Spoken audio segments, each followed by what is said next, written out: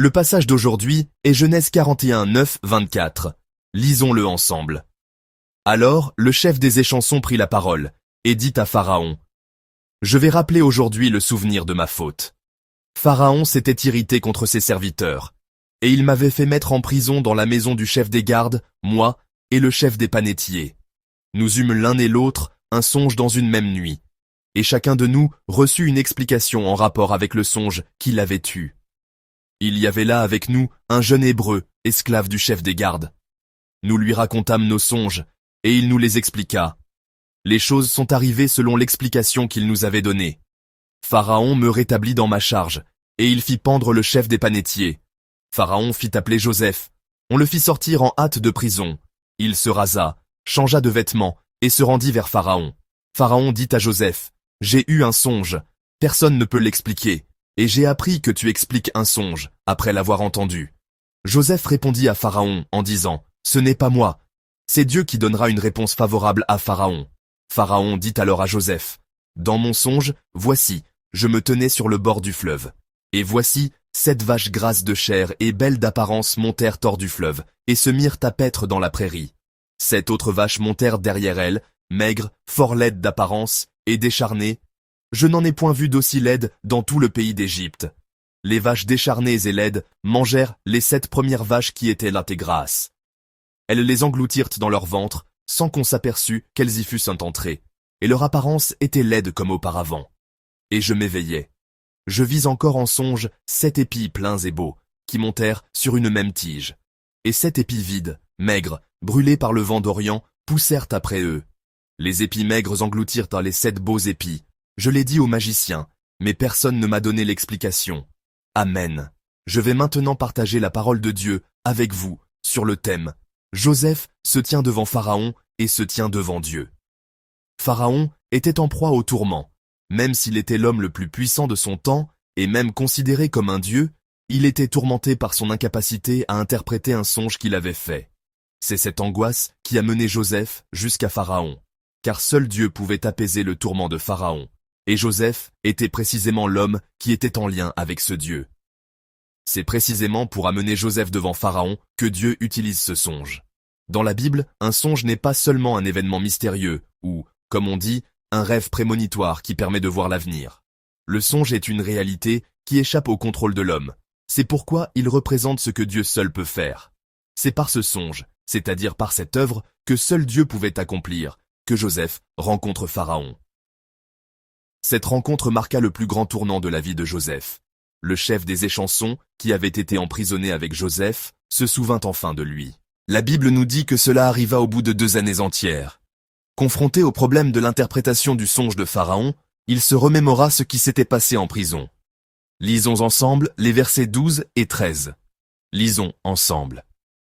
Il y avait là avec nous un jeune Hébreu, esclave du chef des gardes. Nous lui racontâmes nos songes et il nous les expliqua. Les choses sont arrivées selon l'explication qu'il nous avait donnée. Pharaon me rétablit dans ma charge et il fit pendre le chef des panétiers. Amen. Le chef des échansons, en se remémorant son expérience avec Joseph, raconte que les choses se sont déroulées exactement comme Joseph les avait interprétées. Cependant, il y a un détail important à noter. Tout cela n'est pas arrivé grâce à la requête de Joseph. Dans ce passage, le chef des échansons ne parle à Pharaon que d'une seule chose, son expérience avec les songes en prison. Il ne mentionne absolument pas que Joseph a été injustement emprisonné. La requête de Joseph avait été « Quand tu sortiras de prison, s'il te plaît, parle en ma faveur à Pharaon. J'ai été enlevé du pays des Hébreux, et je n'ai rien fait qui mérite la prison. » Mais en réalité, le chef des échansons ne transmet pas l'essentiel de cette requête. Il ne dit pas à Pharaon « Il y a un jeune homme en prison qui n'a commis aucun crime » pour plaider l'innocence de Joseph, comme ce dernier l'avait demandé. Il dit simplement « Je connais quelqu'un qui peut interpréter les songes. » C'est uniquement parce que la situation exigeait l'interprétation d'un songe qu'il a parlé de Joseph à Pharaon. Par conséquent, cet événement ne s'est pas accompli par la requête de Joseph, c'est-à-dire par des manœuvres humaines. De plus, le délai de 2 ans est extrêmement important. Le chapitre 41 commence ainsi. La Bible dit clairement que 2 années entières se sont écoulées après que le chef des échansons a été rétabli dans sa fonction. Ce délai de 2 ans souligne que cet événement n'est pas le fruit d'une requête.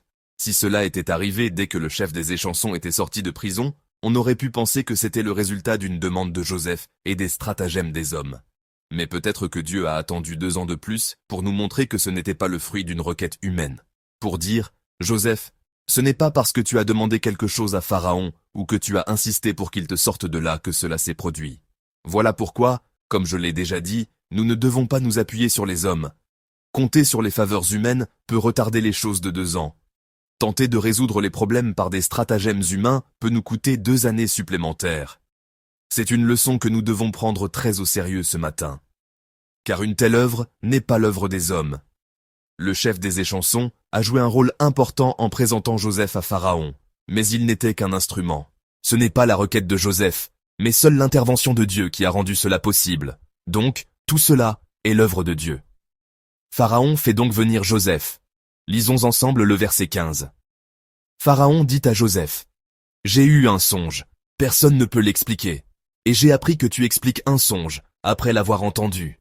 Amen. » Pharaon a dit à Joseph que personne n'avait pu interpréter le songe qu'il avait fait. Puis, il a ajouté une parole d'éloge. « Joseph, j'ai appris que tu expliques les songes. » Chers amis, cette scène est la plus importante de la vie de Joseph. C'est le point culminant de son existence. Lorsque Joseph entend ces paroles élogieuses, « J'ai appris que tu expliques les songes », que peut-il bien ressentir au fond de lui? En vérité, il nous est difficile de saisir les émotions de Joseph à ce moment-là. Pour un homme qui a passé plus de 10 ans en prison, non pour un crime qu'il aurait commis, mais sur la base d'une fausse accusation, cette parole, « On dit que tu es capable d'expliquer », a dû avoir une résonance toute particulière. Une seule bonne réponse à cette question pouvait désormais bouleverser sa vie. C'était le carrefour décisif, sortir de prison ou y rester. C'est pourquoi je pense que cette scène où Joseph répond à Pharaon est le plus grand tournant et le moment le plus crucial de sa vie. Bien sûr, si l'on devait choisir une autre scène importante dans la vie de Joseph, ce serait sa fuite face à la tentation de la femme de Potiphar. Mais cet événement consistait à fuir une tentation évidente, et c'était donc une action purement défensive.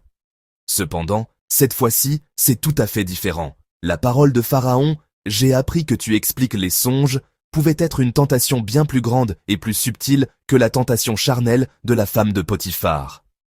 Face à cette flatterie, la rumeur dit que tu es si doué. Il aurait pu répondre « Oui, c'est un peu ma spécialité » ou « Oui, j'ai déjà interprété des songes pour d'autres et, jusqu'à présent, je ne me suis jamais trompé. » Même s'il avait dit cela, personne sur place ne l'aurait contredit. À ce moment-là, Joseph était en position de force. Mais comment Joseph a-t-il répondu? Il a répondu ainsi. Lisons ensemble le verset 16.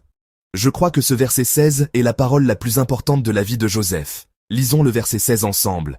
Joseph répondit à Pharaon en disant « Ce n'est pas moi, c'est Dieu qui donnera une réponse favorable à Pharaon. » Amen.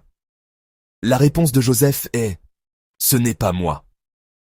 Avait-il vraiment besoin de s'effacer à ce moment précis? Alors qu'il aurait pu dire « C'est bien moi », était-il nécessaire de dire « Ce n'est pas moi ». La traduction anglaise Nive le rend de manière encore plus dramatique. « I cannot do it », ce qui signifie « Je ne peux pas le faire ». Alors qu'il aurait pu dire « Oui, je peux le faire, je suis doué pour ça, c'est ma spécialité ». Que dit Joseph? Il dit « Je ne peux pas le faire ». Et il ajoute « C'est Dieu qui le fera ». La réponse de Joseph est celle-ci. Ce n'est pas moi, c'est Dieu. Je ne peux pas le faire, c'est Dieu qui le fera. Voilà la réponse de Joseph devant Pharaon, à ce carrefour où se décidait sa sortie de prison. En ce moment crucial, devant l'homme même qui détenait le pouvoir de décider de son destin, le pouvoir de le faire sortir de prison, Joseph ne parle pas de lui-même, Joseph parle simplement de Dieu.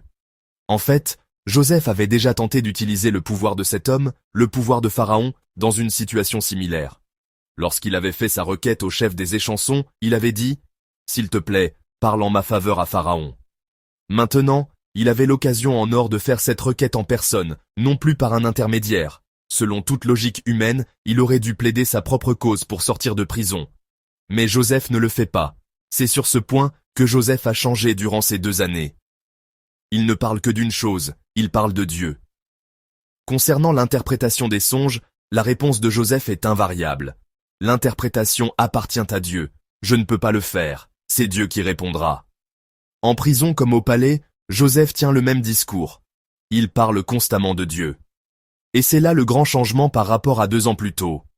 De celui qui cherchait la faveur des hommes, il est devenu celui qui remet tout entre les mains de Dieu.